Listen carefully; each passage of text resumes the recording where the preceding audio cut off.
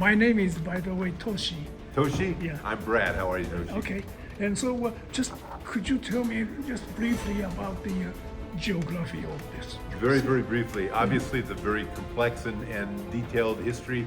But when gold was discovered in January of 1848 in Sutter's Mill, about 20 miles from here, a guy by the name of James Marshall found that gold.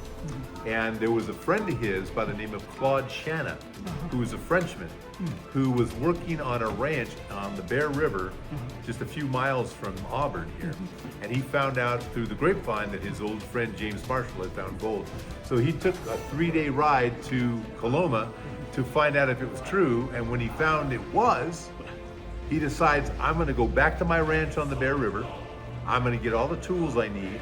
I'm gonna put together a team of miners. I'm gonna go back to Coloma and I'm gonna be rich.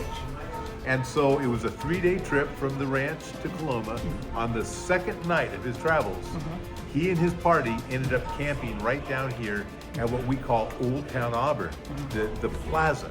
And the plaza is a flat area of earth that was formed by these 3 streams that kind of ran down and joined together and the confluence right there. So it was kind of a muddy, marshy area, and the Native Americans didn't live there because it wasn't a very good habitat for it wasn't very solid land. But these 3 streams kind of came down, and there was years of flooding. Every year it would flood down and wash all these minerals That's how down. it's created. Yeah. Exactly. So, and just out of curiosity, have a great weekend. Thanks for coming in. Just for fun one night, he pulled out his shovel and he sunk it into the ground and he uncovered 3 sizable gold nuggets in his very first pan. And he thought, why do we need to go to Coloma? There's gold right here. So he and his party stayed here in what we now call Auburn for about 3 weeks. They scored about 3 pounds worth of gold. And then they heard of this massive gold strike on the Yuba River. So Shanna and his group packed up and left Auburn area and never came back. And about a month or so later, another miner by the name of Joe Woods comes up with his party of miners, about 15, and they had noticed that somebody had been turning up the dirt, and they thought, well, I wonder what they found. So they start excavating down in this area, and they struck it rich. They were averaging about $200 per day per man in 1849. That was a fortune. This guy, this John man, he saved $600 for 70 days. Is that possible? That is possible, and it was very difficult because, well, so that was the big thing about the gold rush, is the early days of the gold rush, there was so much gold that people were finding hundreds or thousands of dollars in an afternoon and going and blowing it all on the gambling tables that night because they knew the next day they'd just go back and find more. So there was no discipline at all. And so they were spending gold and it was being used as currency.